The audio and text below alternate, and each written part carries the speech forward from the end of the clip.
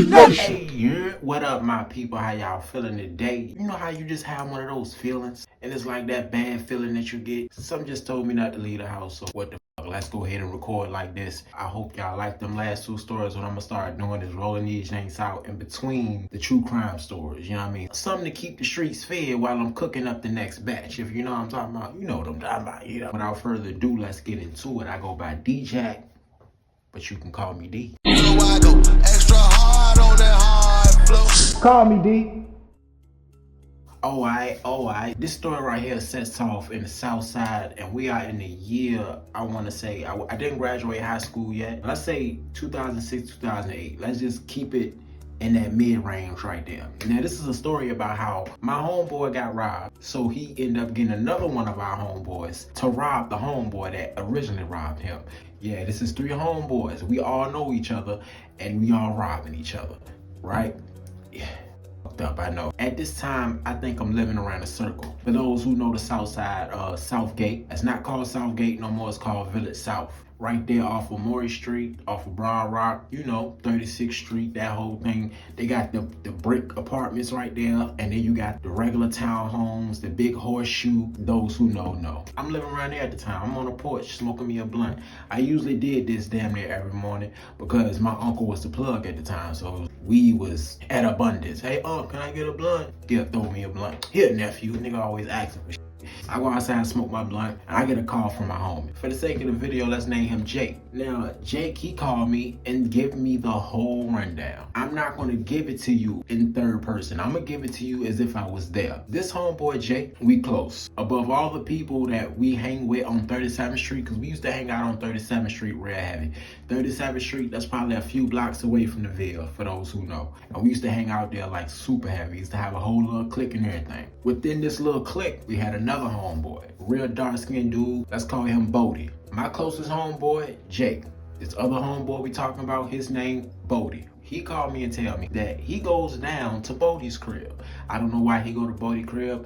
I think he wanted to smoke and chill. It was something along those lines. He go down there, he go chilling. The crib he go to is Bodie's girl crib. Bodie live a block away from his girl live a block away from Jake. We all live in the same little area, you know what I'm saying? The old school dudes, they called this area Dirty 30s. I don't know if the new generation call it that. I don't know if y'all see it as that today, but I know it as the Dirty 30s. From 29th Street on up to the Ville, that's the Dirty 30s. That whole little area of houses, Dirty 30s. He walked from 37th Street down to 35th Street, and it's a little corner house at the end. And they got this little patio area that they go out. You can go chill, got chairs out there, got the little, what they call them things, placebos? It ain't a placebo. Y'all know what I'm talking about. That thing that go over the table and chairs. You know what I'm talking about. So they out there kicking it. Another one of our homeboys, he from the Ville. For the sake of the video, let's call him Mickey. So we got Mickey, Bodie, and Jake all on the patio along with Bodie's girl. Mickey comes out the house. Jake never saw him. Jake never knew he was there. He come out the house strapped. In his face, like, hey, run that. But he got a smile on his face the whole time though, like, he joking. Jake, come on, bro, for real though, like, this how you doing it, like, this how you finna do it though, like, for real, that's how we coming. They joking, that's what they say, they joking, but Jake, he real deal scared, like, he real deal about to shit his pants, like, oh my God, my homeboys is robbing me. Down in the comments, I gotta know, just in that scenario, what would you do in that situation? Your homeboy come out there smiling, gun in your face, run that, you don't know if they playing, or not, what would you do? Back to the story. He got the gun pointed on him. Jake, he start digging in his pockets. Like he gave it up. What he had in his pockets was like a half an ounce of weed, a few dollars, like $50, $60, something like that. And he gave it to him. Mickey looking at it like, oh, I mean, I was just playing. But I mean, if your punk ass gonna give it up, then all right. He ain't say that to Jake. Mickey didn't say that to him. Bodie in the corner, he done rose up too. Pulled up his shirt, showed his gun like he with it too. Like, but yeah, get it up. And I guess he just mosey on his way back to the crib. And I guess that's when he called me. Matter of fact, I think it was a day after. As I'm on the phone hearing this, I'm like, what? Ain't no way that happened, bro. What? That Cat Williams line from that stand-up when he was like, black people would be like, what the hell was you at? What the hell was you doing? That's exactly what I was doing to him. He was dead right about that. I'm like, bro, where was y'all at, bro? Who was there? Like, wow. You know what I mean? I'm asking all these questions, and bro, he just sounds somber. It was just Mickey and Bodie, bro, and this girl, man, like, nah, bro, that junk, it can't happen like that, bro. I'm in a spot where, what the hell do I do with this? They my homeboys too, but I've known him longer. Like, I really be at his house. So I real deal do not know what to do. That weekend, we go to a party. Now, if y'all really Richmond natives, if you from the south side, you know about the Zone. When the Zone was popping in the plaza back then, or the Pavilion, I don't know how they pronounce it. It was either the Pavilion or the Pavilion. You either went to one of those two clubs. We went to the Zone this night. I pop in, had the white tee, you know, everything was white tees back then. You had a white tee with everything you wore. And I see Mickey posted in the back on the wall. Mickey, he was a real stocky, tall guy. He was chubby. He was a big dude. I say he was at least 200 pounds tops. I go back there and he got a girl twerking on him. I go back there and John like, hey, tap him on the chest like, hey, what up, bro? Hey, what up, D? What up, D? And I get up in his ear because, you know, the music is loud, so you really can't hear him. So he do like this, like, what happened with you and Jake, bro? We was just playing, bro. We was just playing, but he was scared, bro. He scared, man. He gave it up, man. So I just took it. You know what I mean? Like, we weren't really trying him, but he was scared. What I took from that one response right there is that we all homeboys, we all click tight together, and you scared. You ain't even got the right to be running with us, type shit. Now, in a certain way, I understand it from a street perspective, but from a friend perspective, from a homeboy perspective, I wouldn't even play with my homeboy like that. Just on the guise of anything happening with that gun. Pointing a gun in somebody's face alone is disrespectful. It shows the level of respect you have for somebody to even feel like you can play with them. It's certain people in the streets that you know that you can't play with like that, but they already knew in the back of their minds they could play with him like that. So off the rip, they already knew what type of dude he was. They already knew beforehand, so that answer, that excuse wasn't even valid to me, because it's like, all right, I see where you coming from, but you been knew what type of nigga he was. And there you was, smoking with him. There you was, kicking it with him. There you was, he calling chicks to the crib for you. There he was, he picking you up, you picking him up, y'all going to the club together. Like, that excuse wasn't valid for me. When he said that, I said, all right, bet. I got his side and I got his side. I got everybody's side. The only person's side I did not get was Bodie's. I didn't see Bodie. I haven't seen Bodie since I talked to Jake or since I talked to Mickey. The day that I see Bodie is the week after. This is a Friday that we at this party. I'ma say Tuesday the week after. I'm at Jake's crib. He in the house chilling. I think he had a chick over there. Like, Jake, he had hella girls. Like, he had a different girl every day of the week type shit. He was that type of dude. And I go out on the porch. I'm smoking a black, because his mama that like blacks being smoked in the house. It's kind of hot outside, so I'm in a tank top. I see somebody walking past. It's dark outside. It's like 10 o'clock at night. Dark outside. And it's Bodie. He walking by. And he looking at me.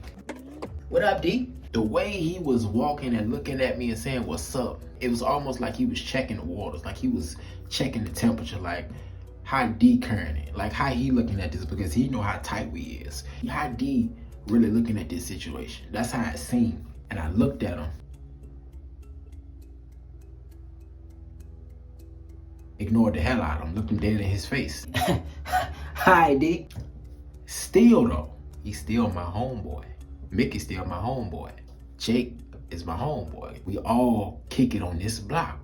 But off the strength of him, off of my closest homie, I can't kick it with you. I can't fake kick it with you. He really feels some type of way about this. Even though I know he went out bad, because he did go out bad. I am the poster child for saying, if a nigga got the ups on you, just get up. Your life ain't worth whatever. You know what I mean? But I really felt like this was a case of, you should have known they was playing. And just hear me out now. If these your homeboys, like you say they're your homeboys, the moment they did that, you should have bucked up or something. You should have, hey man, look, don't play with me like that, bro. Hey, look, don't play with me like that, man. Give me that blunt, bro. Put that gun on my face. Like something like that. That tells me that in the back of your mind, you always knew they didn't fuck with you.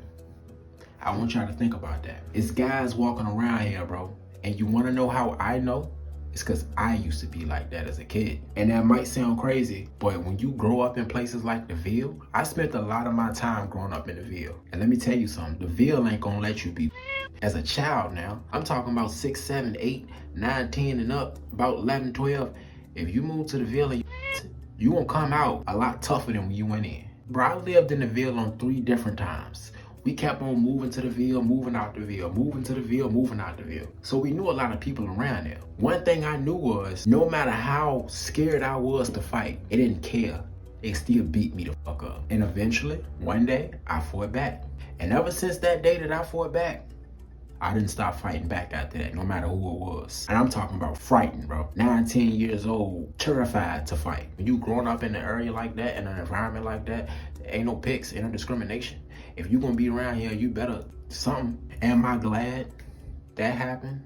I'm not glad that happened, but if I was gonna grow up in Southside of Richmond, it needed to happen. Point blank period, it needed to happen. Point is, going through that made me understand who was friend, who was foe. And I knew when people really didn't like me, because I remember feeling that way as a kid. I remember being 9 years old and being around the Ville boys, and I'm thinking we cool one day because they letting me walk to the store with them. But I know in the back of my mind, they really not cool with me. I'm trying to play it cool with them because I'm scared of them, until one day they treat me like a flunky. So when I go to this situation in the future with Jake, this is exactly what it is. He knew they didn't like him. He knew that they looked at him like a flunky, but he still kept hanging with them. We 16, 15, 17, around them ages. But this is a guy who was on several records proclaiming to be a gangster. Jake now, this is a guy on several records talking about if you do such and such, he gonna do such and such to you. He gonna put a hole in your face. I done heard all these lyrics before. I done sat in the studio and heard him talking like this. And that is the reason I came to the conclusion to leave all of them alone.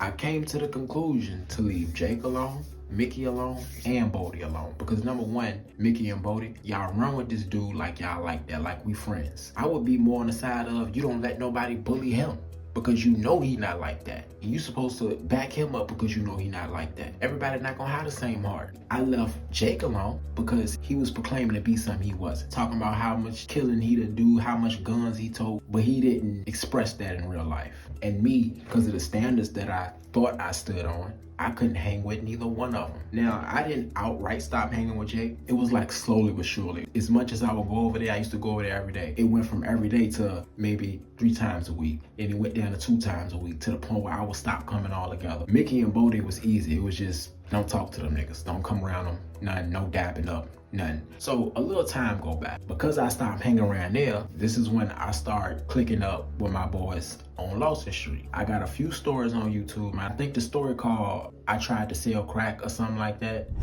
for one day, something like that. It's one. I'm gonna find a thumbnail and put it up. I started hanging on Lawson. My cousin Ticky, he introduced me to Day Day. Shout out to Day Day, free Day Day. He locked up right now in prison, doing a 14-year bid. He about to come home though. Rest in peace to his little brother T-Mac. Once he introduced me to them, that's all she wrote. And I was hanging with them ever since. This clique of guys was solid. You know, it wasn't no play. You know what I mean? We joke or whatever, but it was real morals. They stood for something. I got to a point in my life when I got older and mature, I used to think to myself, damn, why they used to let me come around? Because I wasn't selling crack. I even wanted to sell crack because they was doing it. But they saw it in me that stick to your weed and your pills, bro. You don't need to be doing this. And that's why I respected the hell out of them. But I started hanging with them, and I get a call from Jake one day. Damn, bro, what up, man? You don't even come around no more, bro. What's going on? What's up? He was like, man, you heard what happened? I'm like, what happened with who? To Bodie, bro. I'm like, what happened with Bodie? Man, the boy Terry done ran down on him for me. Terry, he was a guy that was close with Jake too, but more so to his mother. And I'm not gonna get too deep in that because it's some politics that I don't wanna touch. He wasn't per se close with Jake, it was more so his mom. His mom was a true gangster. Jake's mother was the true gangster, for real. And Terry, he hung out with the guys that I'm hanging with now. He tell me because Bodie done robbed him, he called Terry to rob Bodie. Bodie coming out the alley one day, Terry run down on him and told Terry straight up, you know I'm gonna have to get that get back. He was like, all right, whatever. Took it and brung it back to Jake. Not even a day later, we all on the block. We on 34th Street, it's busting, everybody outside, it's hot, you know, it's wanging. Bodie pulls up on the curb, almost jumped the curb. Everybody grabbing for their waist. Who in that car? And we up. Because of how these houses built, it's almost like a brick structure, but it's grass on top of the bricks. It's like 2-3 layers. If you've been on 34th Street, you know how it look, how them houses is built. Bodie pulls up. Hey, turn. Hey, come on, bro. Give me that. Let me get my one. Come on, you gotta give me that. And Terry ain't backing down. He like, shit, come on, meet me at the car wash. Everybody who got cars, they jump in their cars. Everybody who walking, we get to running up. Niggas on bikes. I had a bike that day. I said, shit, nigga, come on, let's go. Goofy as hell. We get to the car wash, bro, and it's like one of them fight night movies, bro. Everybody form a circle. Everybody form a circle, bro. And Terry and Bodie is in the middle fighting. I ain't gonna lie, my boy Terry was getting off. Them long ass arms, bro. He getting off. But Bodie, man, he had more pack to his punch, bro. He was a little more built. And Terry, he was scrawny, he was skinny, but he knew how to throw him. Bodie, he ended up taking the W home. Not gonna lie, he took it home, but he didn't wash Terry. He didn't wash him. When the fight was over, you can say, hey, W go to him, but hey, Terry, you did that. Dap up from both, because both of them did their thing. And they both dapped up after. We're like, hey, we good, we cool. After that happened, we all go to the block. Everything good, everything fine, everything smooth. But for the life of me, bro, I still didn't talk to Bodie after that. I just couldn't put my hand on his hand. Like, I just couldn't respect him. Because you did that to somebody we called our friend. You don't carry somebody a certain way because they not built like you. If you know they're not built like you, you just know, hey, certain missions they can't go on. Hey, you only good for certain things. You still my dog. That's how I looked at life. That's how I looked at my relationships. You do certain things with certain people. You got homeboys for this, you got homeboys for that. So after that happened, bro, we totally disbanded. The whole 37th Street clique disbanded, and I started hanging out on 35th and Lawson every day now. Like, this is my clique now. The politics on 37 just got too fake for me. It was just a lot of talk, not enough action. If you're not gonna stand for yourself, how can you stand for me? And a lot more other things happen that I'm not gonna get into in this one video. We got a lot more videos to come, and I'll get into all them politics. Now, I will say this. About a month later, one of these guys was found dead in the alleyway, but I'm gonna say that for another story. The message I want to give y'all today is this. You cannot put a price on friendship. You know, your friends is your friends, thick and thin. If you can easily say F somebody because they not built like you, they was never your friend. Is it his fault he not built like that? Are you supposed to just grow up and be built like that? Or do it take a certain type of experience to be built like that? Because me personally, I felt like if you don't want to fight for yourself, don't act like you will. I'll still be your friend. I'll still be cool with you. Being real just means being you.